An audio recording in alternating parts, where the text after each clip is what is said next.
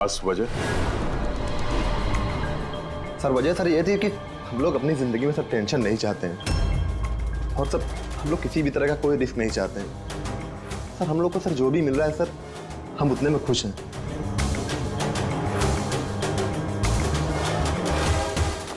फिर अब तो ये नवीन ही बचा, इसने तो बिड भी वापस नहीं लिया।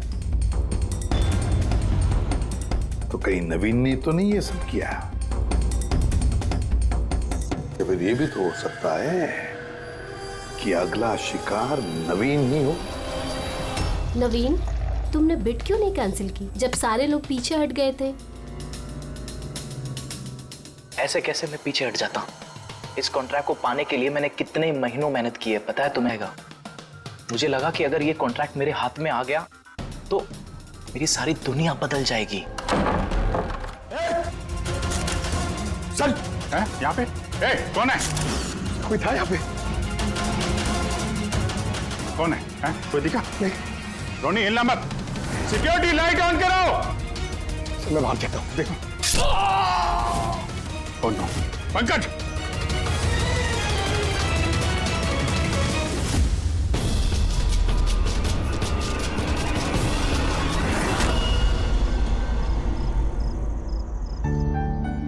वीना, आज दिन भर सिर्फ काम काम और काम ही रहा है। शरीर भी थक गया है, पूरी बॉडी दर्द दे रही है। विवेक, 24 घंटे सोचोगे तो बॉडी तो पेन होगा ना। अब इतना बड़ा बिजनेस करना है तो सोचना तो पड़ेगा ही ना। थोड़ा सोच समझ के काम करोगे तो दिमाग पे प्रेशर कम पड़ेगा ना। ये कोई गुड्डे गुड्डियों का खेल नहीं है जो चुटकी बजाते ही काम शुरू हो जाए और चुटकी बजाते ही खेल खत्म। समझ रही हो? ठीक है, एक काम करती हूँ, मैं लोकेश को बुलाती हूँ, वो तुम्हारी मालिश कर देगा अच्छे से। ठीक है? मालिश नहीं, बस गर्मा गर्म एक गिलास दूध मेरे लिए लेकर आ जाओ ताकि सारी थकान दूर हो जाए। अच्छा, तो अभी लेके आई। Please, thank you.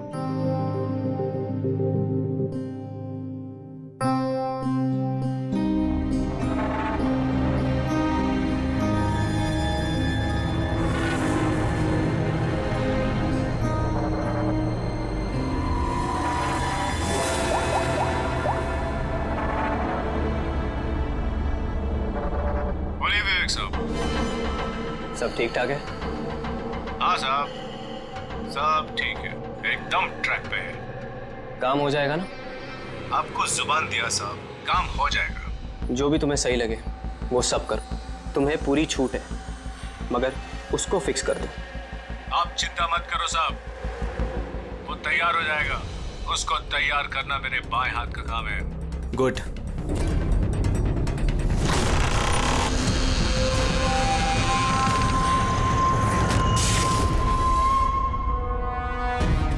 ये लाइट्स को क्या हो गया? वीना, वीना तुम हो? वीना तुम बोलती क्यों नहीं? ये लाइट्स कैसे चली गई? लोकेश, वीना, कौन है? कौन है यहाँ पे? वीना मजाक मत करो। देखो देखो, मैं अंधेरे से नहीं डरता। विवेक साहब, विवेक साहब, विवेक साहब, लोकेश, वीना, लोकेश जल्दी आओ, कोई है कमरे में। विवेक साहब, दरवाजा खोलिए। विवेक साहब, क्या हुआ साहब?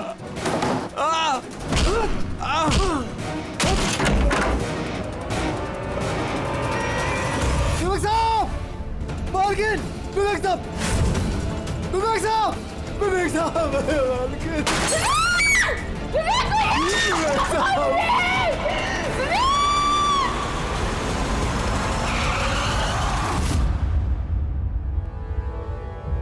सर लगता है कई बार चाकू से वार किया है। ये देखिए, कटने का और चाकू घोंपने का निशान है। घाव के पैटर्न देख के लगता है कि ये घाव चाकू के नहीं है, किसी और चीज से खून किया गया है। ऐसा क्यों लगता है सर आपको? ये देखो, ये जो घाव के पैटर्न देख रहे हो एकदम बराबर बराबर है, एक ही साइज के, और ये ज्यादा गहरे नहीं है।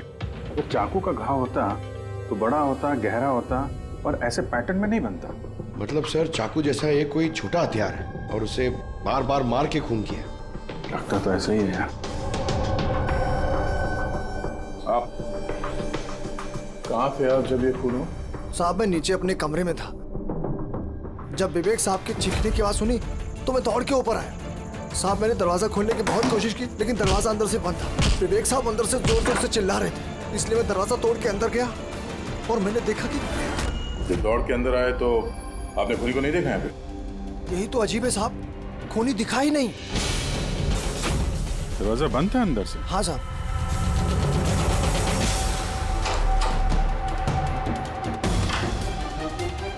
तुम अंदर आए तो यहाँ पे लाइट थी? साहब उस वक्त लाइट नहीं थी।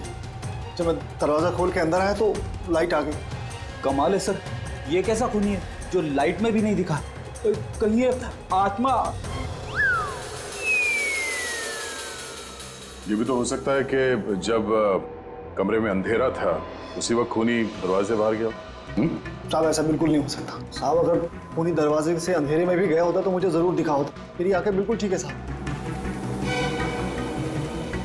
कमरे से बाहर जाने का और कोई रास्ता तो दिख नहीं रहा है। वही तो, कमरे से बाहर जाने का एक ही रास्ता है, वो है ये दरवाजा। दरवाजा अंदर से बंद था और लोकेश ने ये दरवाजा खोला और इसने तो यहाँ पे खूनी को देखा नहीं। कमाल है।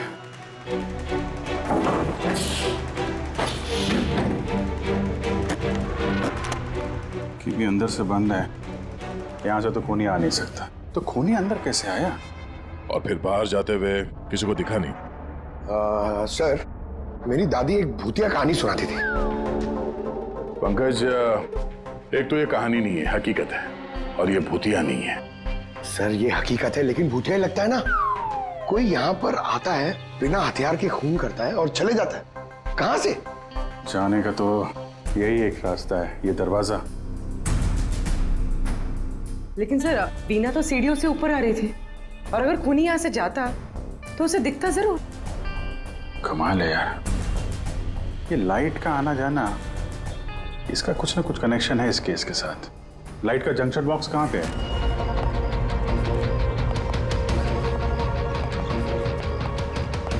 सर यही जंक्शन बॉक्स है।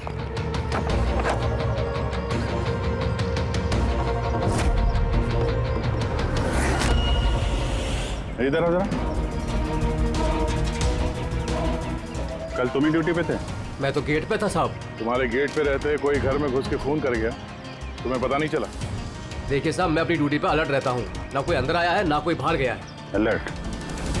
तो क्या खूनी हवा में आया, हवा में गायब हो गया है? ये लाइट स्विच ऑफ किसने की थी यहाँ से? पता नहीं साहब, अचानक ऑफ हो गई। मैंने सोचा फ्यूज उड़ गया हो। यहाँ कोई स्पार्क वार्क हुआ था जंक्शन बॉक्स में? नहीं साहब, स्पार्क नहीं हुआ था। लाइट चली गई और जैसे लाइट चली गई मैं जंक्शन बॉक्स की तरफ दौड़ा। देखा बाकी सबके घर में लाइट है, हमारी क्यों नहीं? और देखा साहब जंक्शन बॉक्स खुला था, जंक्शन बॉक्स का स्विच भी बंद था और मैंने ऑन किया साहब। जैसे ही ऑन किया लाइट आ गई। कोई तो आया था यहाँ पे जिसने लाइट के साथ छेड़छाड़ की है। विवेक की बीवी वीना, उससे भी पूछ लेते हैं।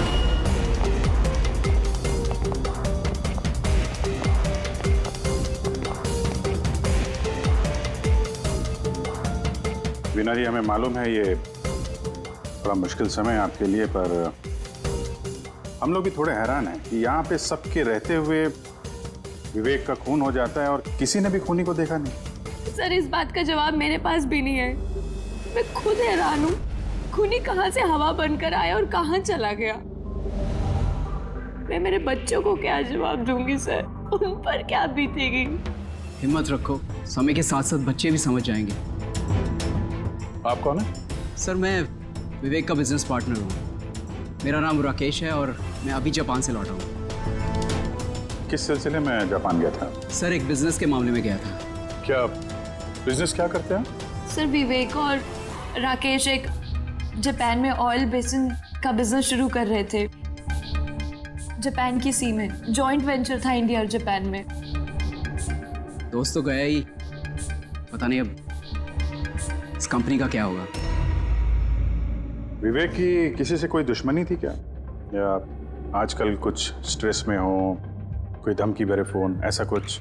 नहीं सर, कभी किसी की धमकी या फिर कुछ ऐसा उन्होंने नहीं बताया, लेकिन वो जापान की डील को लेकर काफी टेंशन में रहते थे। किस तरह की टेंशन? डील होगी भी या नहीं। लेकिन सर एक बात और थी। क्या? सर कुछ दिन पहले विवेक एक बहुत अजीब आदमी से मिले थे।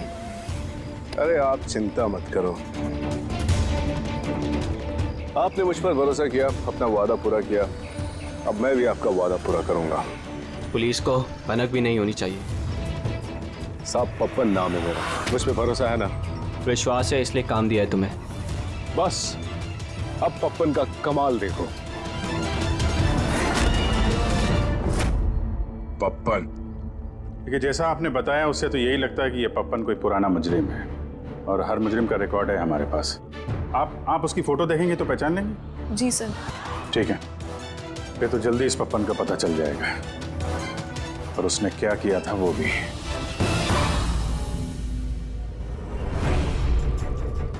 आप लोगों का शक एकदम सही बॉस, ये खून चाकू से नहीं हुआ।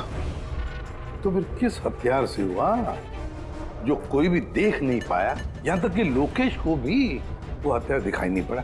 हाँ बॉस, हथियार भी नहीं नजर आया और कमाल की बात है खूनी भी दिखाई नहीं दिया। ये तो पहली हो गई।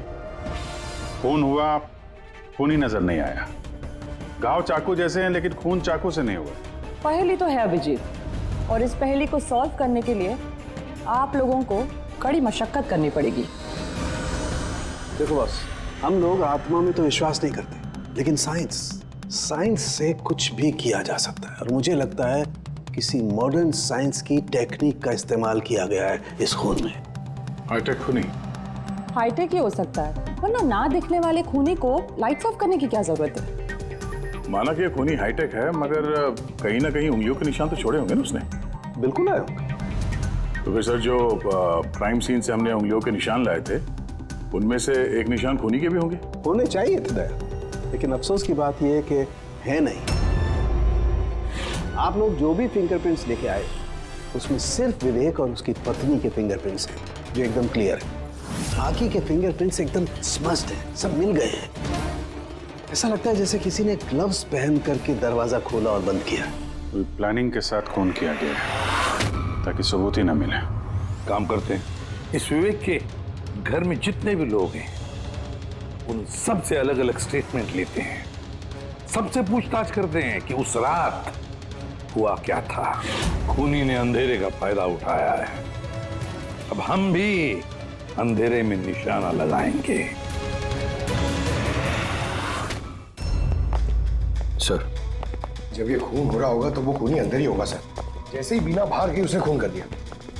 ये थ्योरी हो सकती है पंकज, अगर लाइट नहीं गई होती तो फिर सर दो खूनी होंगे, एक लाइट ऑपरेट कर रहा होगा और अंदर खून कर रहा होगा। मगर जिसने लाइट ऑफ करी वो कहाँ था?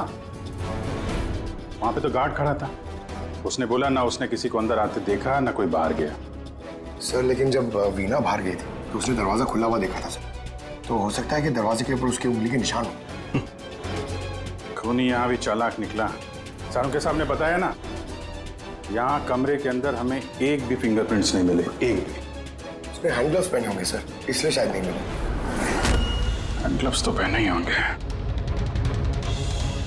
विवेक की बॉडी यहाँ पड़ी थी, मतलब यहाँ कहीं खड़ा होगा। 1 मिनट यहाँ खड़े होना जरा पंकज।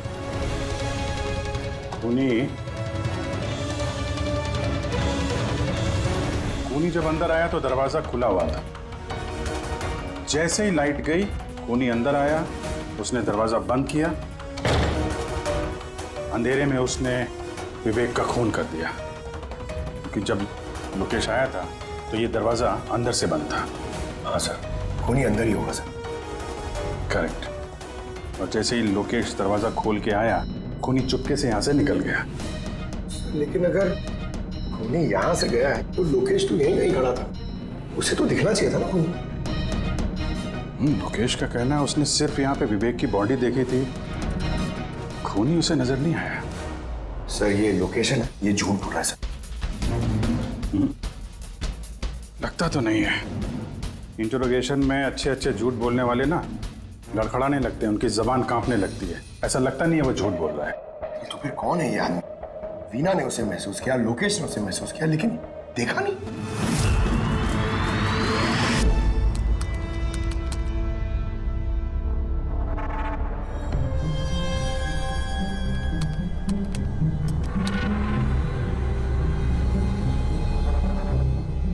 सर, मरने से पहले विवेक ने जिस नंबर पे फोन किया था वो नंबर एक दिन पहले चोरी हो गया था और अब वो अनअवेलेबल आ रहा है। अनअवेलेबल है तो जरूर पप्पन का होगा। दया, पप्पन का नंबर होगा। क्या पता चला उसके बारे में? सर पूरी ट्रेस कर रही है, उसका क्रिमिनल रिकॉर्ड भी चेक करिए सर, बहुत जल्द पता चल जाएगा। यही है, यही है सर। सर ये देखिए सर, हमारे रिकॉर्ड्स में तो कई सारे पप्पन हैं, लेकिन वीना के बताए अनुसार ये वही आदमी जिसकी हमें तलाश है। सर ये वही आदमी है जिसे मैंने विवेक के साथ देखा था। हमारे रिकॉर्ड के हिसाब से तो ये मुजरिम बहुत ही खतरनाक है सर, खूनी है। और अगर विवेक ने इसे पैसे दिए हैं तो जरूर खून किया होगा इसने। और अभी ये बेल पे बाहर है और पुलिस स्टेशन पे हाजिरी देने के लिए जाता है हर रोज। कौन से पुलिस स्टेशन में जाता है ये हाजिरी देने के लिए?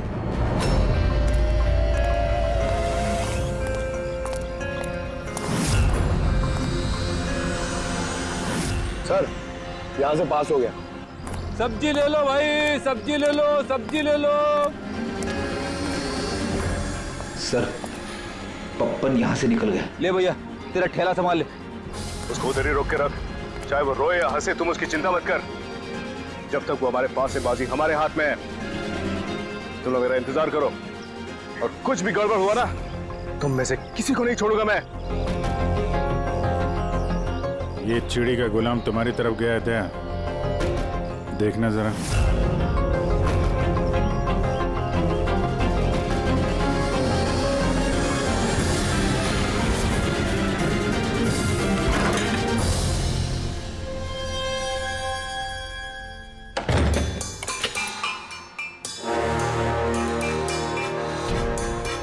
कैसा लगा हमारा इनविटेशन भरत साहब? देखो देखो, आप लोग जो कोई भी हो, मुझे और मेरे बेटे को छोड़ दो। मैं आप लोगों से रहम की भीख मांगता हूँ। रहम। Okay fine. एक काम करो, मुझे तुम यहाँ पर रोक लो, लेकिन मेरे बेटे को छोड़ दो। मुझे ना तो तुम चाहिए ना तुम्हारा बेटा। मैं चाहता हूँ कि तुम विवेक सर की बिड पास करो। विवेक सर खुश तो मैं खुश। ये पॉसिबल नहीं है। मैं इंडियन मिनिस्ट्री में एक एम्प्लॉय हूँ। माना कि सारे कॉन्ट्रैक्ट मेरे जरिए पास होते, लेकिन मैं ऐसे ही किसी कंपनी का कॉन्ट्रैक्ट कैसे पास करवा दूं सर? मिस्टर भरत,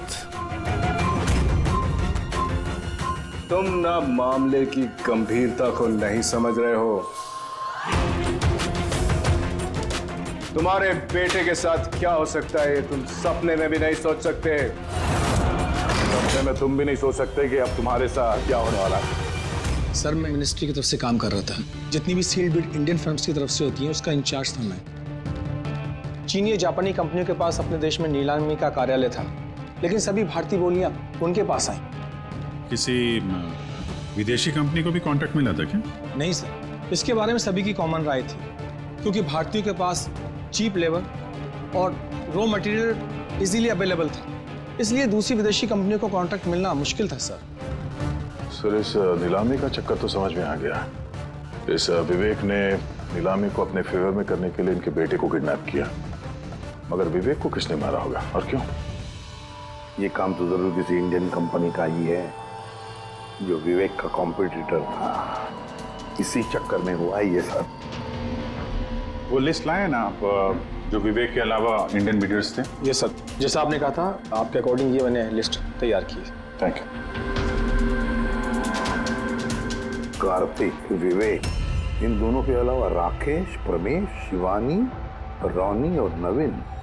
अच्छा भरत जी, इनमें से आपको कौन लगता है जो विवेक के खिलाफ बोली लगाने वाला सबसे ज्यादा? सर, यानी ऐसा कोई आदमी जो विवेक के ये बिड जीतने से दुखी हो या फिर उसे कोई नुकसान हो? सर ऐसे तो दो लोग हो सकते हैं। रोनी और नवीन। रोनी और नवीन, तो फिर मिल लो, इस रोनी और नवीन से पूछताछ करो उनसे, पता तो चले है कौन ऐसा जो बिना दिखे भी खून कर सकता है।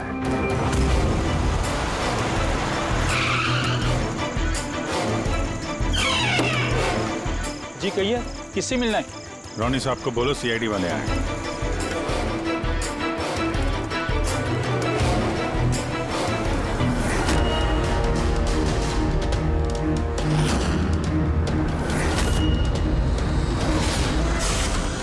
सर, लाइट चली गई? मैं पता लगाता हूँ। नहीं मिस्टर रोनी, आप बाहर नहीं जाएंगे, अभी तो रुकिए, आपकी जान को खतरा है, ये वही खूनी हो सकता है। सिक्योरिटी! रोनी, आप हिलना मत। सिक्योरिटी! सर, यहाँ कोई है? कोई है? सर यहाँ। कौन है इधर? कौन है?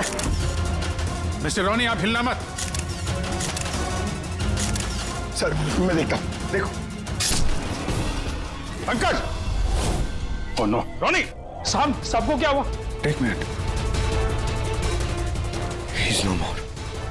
बाहर जाते हुए कोई दिखा था क्या? नहीं सर, मैं वहाँ जंक्शन पे गया, लाइट ऑन की और देखा कि हमारा दूसरा सिक्योरिटी गेट के पास बेहोश पड़ा हुआ है और मैं अंदर आ गया सर। Hello sir. सर, हम रोनी को बचा नहीं पाए। He's dead. ऐसा कैसे हो सकता है अभिजीत? खून तुम्हारे सामने हुआ और तुम कह रहे हो कि तुमने खूनी को देखा तक नहीं? हाँ सर, पहले तो हम सुनी सुनाई बातों पे यकीन कर रहे थे, पर यहाँ तो हम लोग वहाँ मौजूद थे सर, कोई नहीं दिखा। मतलब विवेक के खून की जैसा?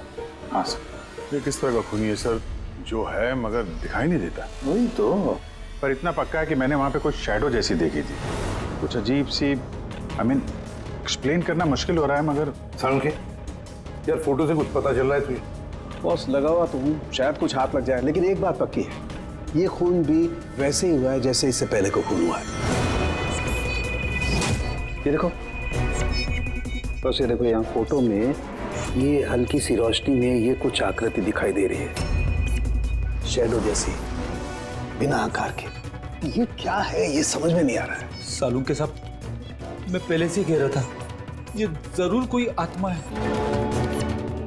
सर, वो जो कोई भी था, मैंने उसे महसूस किया था सर। मैंने उसे पकड़ने की कोशिश की, लेकिन वो हाथ में ही नहीं है। देखो यार, ये आत्मा कुछ नहीं होता। बॉस, ये क्या है, ये अभी तक पता नहीं लगा पाया। सारुण के ये किस किस्म का हथियार इस्तेमाल किया इस खूनी ने? ये बॉस, ये हथियार है, इसे शूरिकेन कहते हैं बॉस। शूरिकेन? तो इस तरह का हथियार तो मैंने मार्शल आर्ट्स वाली फिल्मों में देखा है। अरे इसे तो वो निंजाज यूज करते हैं, वो निंजा। सर, ये जापानीज हथियार है, निंजाज स्टाइल के हथियार इस्तेमाल करते हैं। जापान निंजा, और ये ऑक्शन भी जापान में होने वाला है सर, तो कहीं इन सबका कनेक्शन जापान से तो नहीं? बिल्कुल है, जापान से कनेक्शन है। इस राकेश से मिलना पड़ेगा, वही गया था ना जापान किसी डील के बारे में बात करने। राकेश, तुम विवेक के पार्टनर हो, है ना? तो तुम तो जरूर जानते होंगे कि विवेक ने बिड हासिल करने के लिए पप्पन नाम के किसी गुंडे को हायर किया था, भरत के बेटे को किडनैप करने के लिए, है ना? नहीं सर, इसके बारे में मुझे कुछ भी मालूम नहीं। अरे ऐसा कैसे हो सकता है? इतनी बड़ी बात और पार्टनर को पता नहीं? सर, वो मुझसे काफ़ी बातें छुपाता था, इसलिए बिजनेस में भी लॉस हो रहा था। वो इतना बेताब रहता था कि लॉस कवर करने के लिए वो क्या क्या करता था और कहाँ कहाँ जाता था, मुझे बिल्कुल मालूम नहीं है। अच्छा, वैसे आप जापान गए थे ना विवेक के खून से पहले? हाँ, गया था। क्या करने गए थे आप? ऑलरेडी प्रोजेक्ट का मामला था, इसके लिए मैं जापान गया था, मगर विवेक यहीं से सारे ऑपरेशन हैंडल कर रहा था। ऑयल का प्रोजेक्ट? तो क्या प्रोजेक्ट था, जरा डिटेल में बताओ तो सही। जापान में एक द्वीप है जिसे ऐतिहासिक और पवित्र माना जाता है। वहाँ के लोग ऑलरेडी प्रोजेक्ट को लगाने के लिए मना कर रहे थे, पवित्र समंती द्वीप। क्या पवित्र है उस आइलैंड में? कुछ पुराने योद्धाओं को वहाँ पे दफनाया गया था, जैसे समुराइज, रॉनिन्स और निंजास। सामुराई, रॉनिन, निंजास, पुराने योद्धाओं को दफना दिया था वहां पर। सर ये कोई इत्तेफाक है या कुछ और? ये जो निंजास है ये पुराने दौर के हथियारे थे सर जापान में, पर आज भी काफी लोग इन लोगों को मानते हैं। तो वो लोग नहीं चाहते होंगे कि उस जगह पे ये ऑयल ड्रिलिंग हो और उन लोगों ने इन्हें। हाँ हो सकता है दया, हो सकता है, पर ये भी तो हो सकता है कि इन लोगों की आपसी दुश्मनी, कोई बिजनेस राइवल। सर ये नवीन तो नहीं हो सकता क्योंकि जब दूसरा खून हुआ तब मैं और पूर्वी उसी के साथ थे। तो फिर ये बचे 3 बिडर्स, शिवानी, प्रमेश और कार्तिक, तीनों को बुला लेते हैं यहाँ पर। कार्तिक, प्रमेश, शिवानी, तो तुम 3 भारतीय थे विवेक के साथ बिड करने में जापान में, मगर डील हमारे हाथ में आई नहीं और इसी वजह से विवेक और रोनी का खून हुआ है। कार्तिक आप कहाँ थे जब ये दोनों खून हुए? सर मैं मीटिंग में ही था, आप मेरे एम्प्लॉय से पूछ सकते हैं सर। और प्रमेश? सर मैं सामाजिक व्यक्ति हूँ और सर इसके गवाह सर वो अफसर हैं, और सर जिस वक्त खून हुआ मैं उनका साथी था सर। तो ये भी तो हो सकता है ना कि ये खून तुम लोगों ने करवाया? सर हम क्यों खून करवाने लगे? सब अपने अपने नसीब का खाते हैं सर, और डील नहीं हुई तो क्या हुआ सर? कभी ना कभी कोई ना कोई डील तो हो ही जाएगी। वैसे आप कहाँ थे शिवानी जब ये खून हुआ? सर मैं जापान गई थी। और क्या करने गई थी आप जापान में? सर एक मजबूरी आ गई थी। मजबूरी? कैसी मजबूरी? सर कुछ विदेशी कंपनियां हमारी भारतीय कंपनियों के बारे में गलत अफवाहें उड़ा रही थी। उसी वजह से भारतीय कंपनियों को बहुत ही चिंता हो रही थी, तो हम वहां उनकी चिंता दूर करने गए थे और ये बताने गए थे कि भारतीय कंपनियां सबसे बेहतर होती हैं। और वैसे भी सर हमने अपनी बिड्स विड्रॉ कर ली थी, तो फिर हम क्यों मारेंगे उन्हें?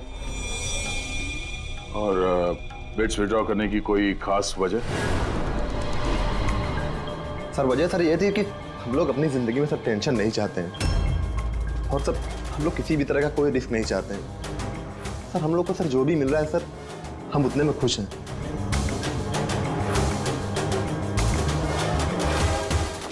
फिर अब तो ये नवीन ही बचा, इसने तो बिड भी वापस नहीं लिया। तो कहीं नवीन ने तो नहीं ये सब किया?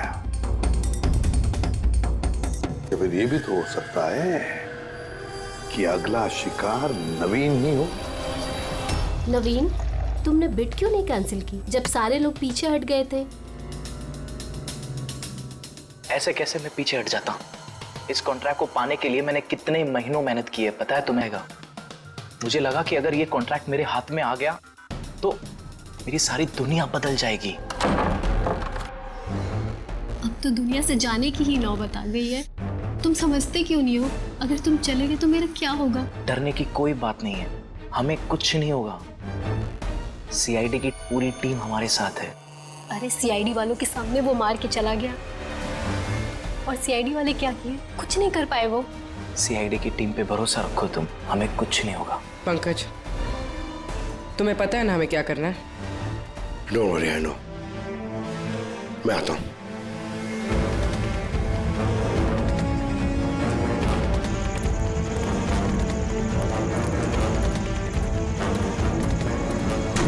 ये है वो जंक्शन बॉक्स जिसकी वजह से सारा पंगा हो रहा है। मैं देखता हूं ये कौन है। ये जगह सही है।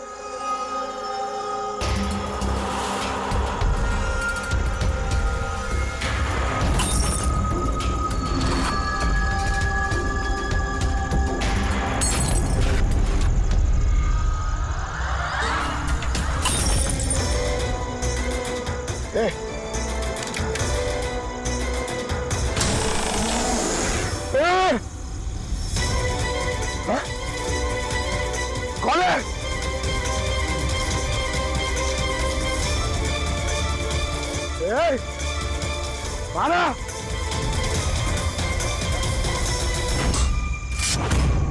नवीन, ये लाइट को क्या हो गया? अरे कुछ नहीं हुआ। नहीं नहीं, वो आ गया है। कुछ नहीं होगा, कुछ नहीं होगा आपको, प्लीज रिलैक्स हो जाइए।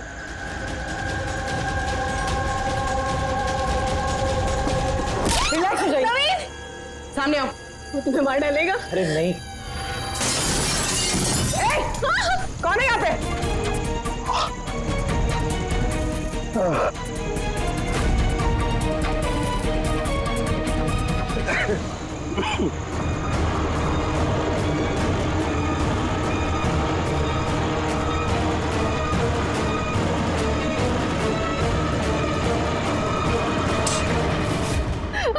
आप लोग ठीक है? हाँ?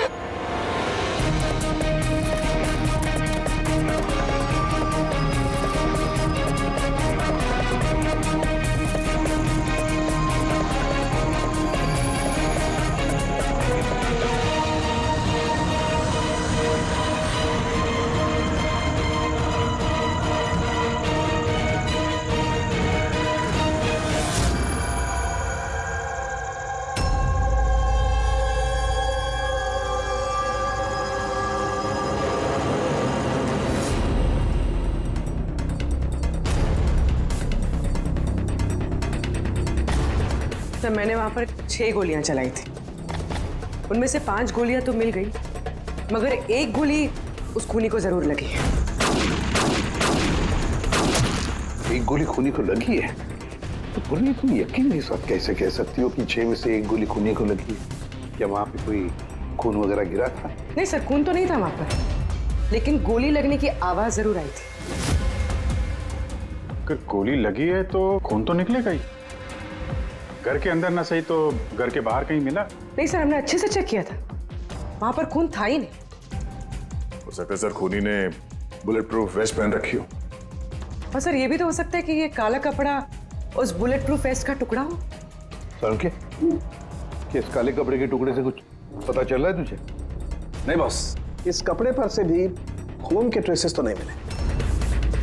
खून के अलावा कुछ मिला तुझे? हाँ, ये कपड़ा इतना काला है कि विश्वास नहीं होता है। इस पर से कोई भी रिफ्लेक्शन हो ही नहीं सकता है। रिफ्लेक्शन नहीं हो सकता? मतलब ये फ्रेडी कि जब आप किसी भी चीज पर लाइट डालते हैं तो वो लाइट थोड़ी सी रिफ्लेक्ट होके आपकी आंखों में आती है। इसी से पता चलता है कि वो क्या चीज है, उसका कलर क्या है, ये सब कुछ। लेकिन इस कपड़े पर अगर आप लाइट डालेंगे तो रिफ्लेक्ट होगी ही नहीं। इस कपड़े पे लाइट मारेंगे तो ये कपड़ा दिखेगा नहीं ना। मैं दिखाता हूं, ये देखो, ये यहां पर ये लाइट है। अब हम इसे ट्रैवल करते हैं इस कपड़े पर और ये देखो लाइट गायब। माय गॉड, मतलब इस कपड़े ने सारी की सारी लाइट एब्जॉर्ब कर ली। और ये देखो, कपड़े से बाहर आए तो फिर से लाइट दिखाई देना शुरू हो गई। अजीब कपड़ा है, पूरी लाइट एब्जॉर्ब कर लेता है। पता ही नहीं चल रहा था कपड़ा है कि नहीं। के नवीन की जान को खतरा है, जो भी है जल्दी बता दे। बॉस, मैं जानता हूं कि ये क्या है और खून कैसे हुआ है।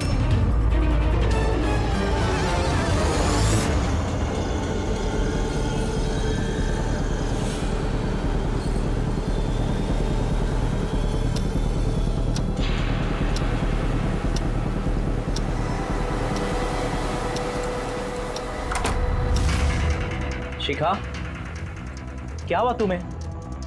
क्यों इतनी परेशान लग रही हो? हमें कुछ नहीं होगा, रिलैक्स हो जाओ। कैसे रिलैक्स हो जाओ? तुम्हें कुछ हो गया तो? अरे शिखा, मैंने बोला हमें कुछ नहीं होगा। नवीन, ये लाइट कैसे चली गई? अरे नवीन, वो आ गया है। कोई नहीं वो तुम्हें मार डालेगा।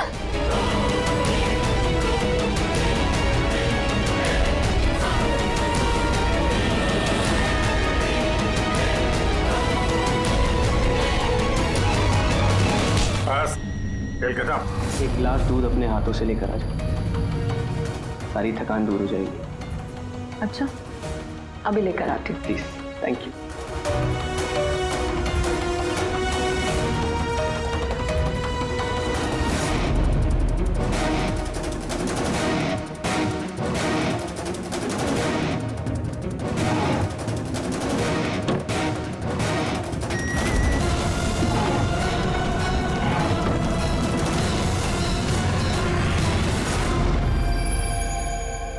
मैंने सोचा नहीं था कि कोई मुझे भी पकड़ सकेगा। हमने भी नहीं सोचा था कि एक पत्नी अपने पति का खून कर देगी। अपराधी चाहे जितना दिमाग लगाकर अपराध को अंजाम दे, कहीं ना कहीं उससे कोई ना कोई गलती हो ही जाती है। मैंने तो कोई गलती नहीं करी, फिर भी आप लोगों ने मुझे पकड़ लिया। नहीं, गलती हुई तुमसे। ये कपड़ा पहन के तुमने बहुत अकलमंदी दिखाई थी, लेकिन इस कपड़े का टुकड़ा हमें खिड़की में से मिल गया।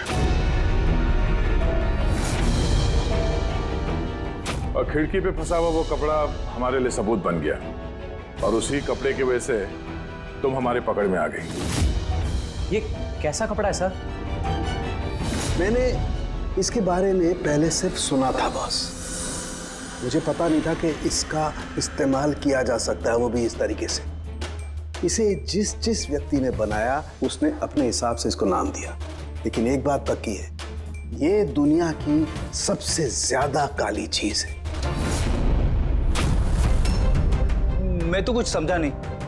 सीधे तरीके से ये बात है फ्रेडी कि अगर इस कपड़े का कोई सूट बना करके पहन लेगा, वो व्यक्ति आपको दिखाई नहीं देगा तब तक जब तक कि उसके आसपास की सारी लाइट्स एलिमिनेट ना हो जाए।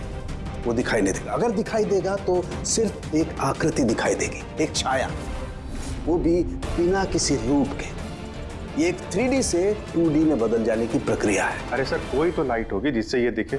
ऐसी कोई लाइट नहीं है, ना इंफ्रारेड लाइट, ना यूवी लाइट, ना ही लाइट स्पेक्ट्रम।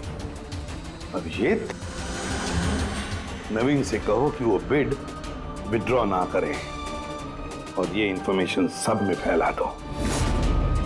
सर, इस बात के फैलते ही उस पर फिर से हमला हो सकता है। यही तो हम चाहते हैं पूर्वी, यही तो हम चाहते हैं। ये ब्लैक फैब्रिक लाइट को एब्जॉर्ब कर लेता है, लेकिन हीट को एब्जॉर्ब नहीं करता। हीट को तो रिफ्लेक्ट करेगा ही। हम खूनी को पकड़ेंगे थर्मल विजन से।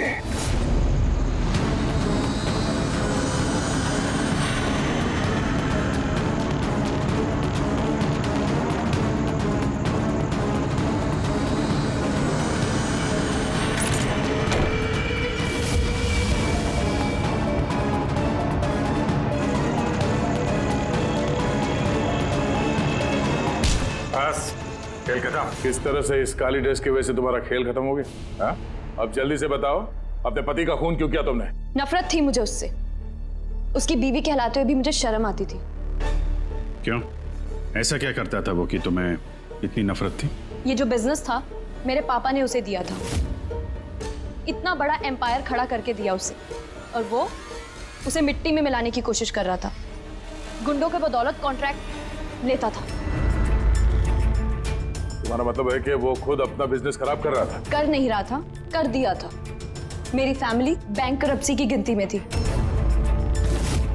बिजनेस खराब चल रहा था तो उसे बातचीत कर दी, उसे समझा दी, उसे जान से मार दिया। मैंने उसे बहुत समझाने की कोशिश की थी, पर वो नहीं समझा, और मजबूरन मुझे ये कदम उठाना पड़ा। मुझे मेरे बच्चों के बारे में सोचना था, उन्हें तो मैं भूखा नहीं मार सकती। तो इसलिए सारा बिजनेस तुमने अपने हाथ में ले लिया? हाँ, मैंने जापान की कंपनी को अप्रोच किया था छिपकर। छोटे छोटे कॉन्ट्रैक्ट और पैसों के बदले मैंने तय किया कि भारतीय कंपनी कॉन्ट्रैक्ट पर कोई बोली ना लगा सके, और इसीलिए मैंने सभी बोली लगाने वालों को मारने का प्लान किया। और उन्हें मारने के लिए ऐसे हथियार का इस्तेमाल किया जो निंजास इस्तेमाल करते हैं? हाँ? हाँ। क्या मिला ये सब करके? जेल। जिन बच्चों के लिए तुमने गुनाह का रास्ता अपनाया, अब वो बेचारे अनाथ हो जाएंगे।